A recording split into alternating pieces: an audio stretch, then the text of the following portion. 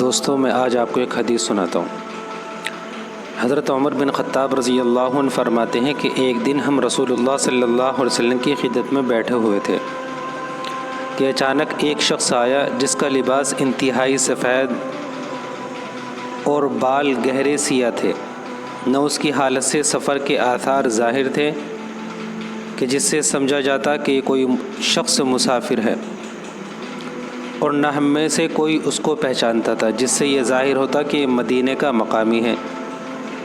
بہرحال وہ رسول اللہ صلی اللہ علیہ وسلم کے اتنے قریب آ کر بیٹھا کہ اپنے گھٹنے آپ کے گھٹنوں سے ملا لیے اور اپنے دونوں ہاتھ اپنی دونوں رانوں پر رکھ لیے۔ ہوا یہ کہ حضرت عمر بن خطاب اور مدینہ منورہ کے جو صحابہ کرام تھے وہ بھی بیٹھے ہوئے تھے اللہ کے رسول صلی اللہ علیہ وسلم کی مجلس کے اندر، اور ایک شخص اچانک سے آئے۔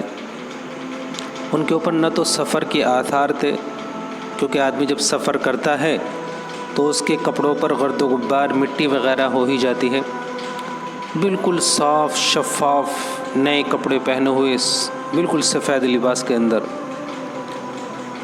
اور اگر وہ مکہ مکرمہ کا ہوتا تو ظاہر سی بات ہے مکہ مکرمہ کے حضرت عمر بن خطاب رضی اللہ تعالیٰ عنہ خود مکہ مکرمہ کے رہنے والے تھے، وہ اس کو پہچان لیتے۔ تو نہ تو وہ مدینے کا تھا نہ مکے کا تھا، پتہ نہیں کون شخص تھا، اور بالکل صاف ستھرا ایک دم، ایسے بالکل ابھی نہا دھو کے نئے کپڑے پہن کے بالکل ابھی آیا ہو ایک دم۔ اور رسول اللہ صلی اللہ علیہ وسلم کتنے قریب آ کر بیٹھ گیا۔ یہ آتا ہے کہ اپنے دونوں جو گھٹنے ہیں اللہ کے رسول کے گھٹنوں سے ملا لیے، یعنی یہ دیکھیے کہ اس کی ہمت دیکھیے۔ صحابہ کرام رضی اللہ تعالیٰ عنہ جو تھے اللہ کے رسول کے سامنے آنکھ اٹھا کر جی بھر کر نہیں دیکھ سکتے تھے، اللہ کے رسول کا اتنا رعب تھا۔ اور اللہ کے رسول کا وہ مقام دیکھیے کہ اللہ کے رسول کا کتنا اونچا مقام ہے، اور اس کی ہمت دیکھیے کہ وہ اللہ کے رسول کے پاس آیا اور آنے کے بعد بیٹھا، اور بیٹھنے کے بعد اپنے گھٹنے آپ کے گھٹنوں سے ملا لیے۔ یہ بھی آتا ہے کہ اپنے دونوں ہاتھ آپ کی ران پر رکھ دیے، اور اس کے بعد پھر اللہ کے رسول صلی اللہ علیہ وسلم سے سوال کر رہا ہے۔ کیا سوال کر رہا ہے؟ وہ سوال اس طریقے سے کر رہا ہے جیسے کہ وہ جو سوال کرنا چاہ رہا ہے وہ جانتا ہی نہیں ہے بالکل بھی، ٹھیک ہے۔ اس کے بعد تو اس نے اللہ کے رسول سے پوچھا کہ اے محمد مجھے بتائیے اسلام کیا ہے۔ اللہ کے رسول صلی اللہ علیہ وسلم نے ارشاد فرمایا اسلام کے ارکان میں سے یہ ہے کہ تم دل و زبان سے یہ گواہی دو کہ اللہ تعالیٰ کے سوا کوئی ذات عبادت بندگی کے لائق نہیں، اور محمد صلی اللہ علیہ وسلم اللہ تعالیٰ کے رسول ہیں۔ نماز قائم کرو، رمضان کے روزے رکھو، اور اگر بیت اللہ کے حج کی طاقت رکھتے ہو تو حج کرو۔ یہ سن کر اس شخص نے کہا آپ نے سچ فرمایا۔ حضرت عمر رضی اللہ عنہ فرماتے ہیں ہمیں اس شخص پر تعجب ہوا کہ سوال کرتا ہے کہ گویا کہ جانتا نہ ہو، پھر تصدیق بھی کرتا ہے کہ جیسے پہلے سے جانتا ہوں۔ بڑی تعجب کی بات ہے، یعنی ایک اجنبی شخص ہے، وہاں پر صحابہ کرام بیٹھے وہ کوئی بھی اس کو نہیں جانتا، اور پھر اللہ کے رسول سے وہ سوال کر رہا ہے۔ اللہ کے رسول صلی اللہ علیہ وسلم اس کو بتاتے ہیں کہ اسلام کے ارکان یہ ہیں کہ تم اللہ تعالیٰ کے سوا کوئی ذات عبادت بندگی کے لائق نہیں، اور محمد صلی اللہ علیہ وسلم اللہ تعالیٰ کے رسول ہیں۔ نماز قائم کرو، رمضان کے روزے رکھو، اور اگر بیت اللہ کی حج کی طاقت رکھتے ہو تو حج کرو۔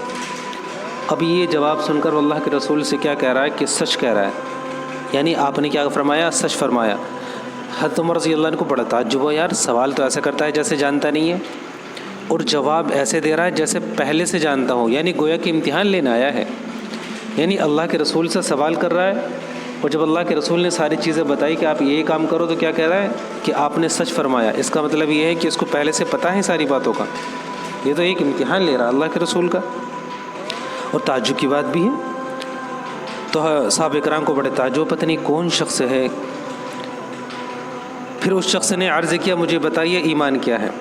آپ نے ارشاد فرمایا ایمان یہ ہے کہ تم اللہ تعالیٰ کو، اس کے فرشتوں کو، ان کی کتابوں کو، ان کے رسولوں کو اور قیامت کے دن کو دل سے مانو، اور اچھی بری تقدیر پر یقین رکھو۔ اس شخص نے عرض کیا آپ نے سچ فرمایا، یعنی اس شخص نے پھر دوسرا سوال کیا۔ دوسرا سوال کیا ہے کہ مجھے ایمان کے بارے میں بتائیے۔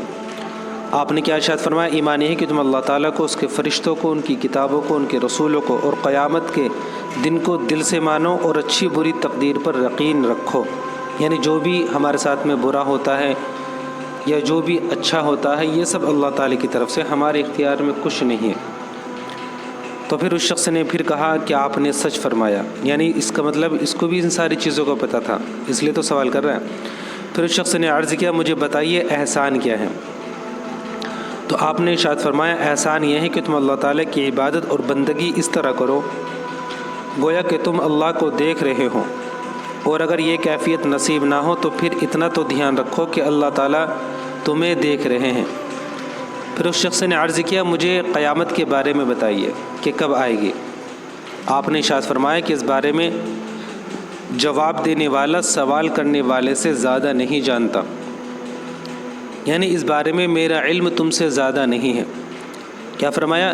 قیامت کے بارے میں جب اللہ کے رسول سے پوچھا تو اللہ کے رسول اس سے کہہ رہے ہیں کہ بھائی قیامت کا جو علم ہے مجھے اس چیز کے بارے میں زیادہ علم نہیں ہے، ہو سکتا ہے اس چیز کا علم آپ کو زیادہ ہو کیونکہ آپ سوال کر رہے ہو، اور ایسا سوال کر رہے ہو کہ آپ ساری باتیں، یہ ساری چیزیں آپ پہلے سے جانتے ہو۔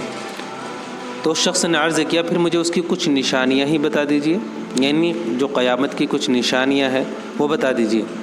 آپ صلی اللہ علیہ وسلم نے ارشاد فرمایا اس کی ایک نشانی تو یہ ہے کہ باندی اپنی مالکہ کو جنے گی، اور دوسری نشانی یہ ہے کہ تم دیکھو گے جن کے پاؤں میں جوتا اور جسم پر کپڑا نہیں، فقیر ہیں، بکریاں چرانے والے ہیں، وہ بڑی بڑی عمارتیں بنانے میں ایک دوسرے پر بازی لے جانے کی کوشش کریں گے۔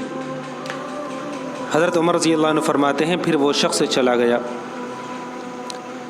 یعنی اس نے یہ سارے سوال کیے اور صحابہ کرام کو تعجب پر تعجب ہو رہا ہے کہ بھائی پہلے سوال کرتا ہے اور اس کے بعد جب اللہ کے رسول فرماتے ہیں کیا ایمان یہ ہے، احسان یہ ہے اور قیامت کی نشانیاں، یہ ساری چیزیں بتاتے ہیں، اس کے بعد کہتا ہے کہ آپ نے سچ فرمایا، یعنی اس کا مطلب یہ ساری باتیں اس کو پہلے سے پتہ تھیں۔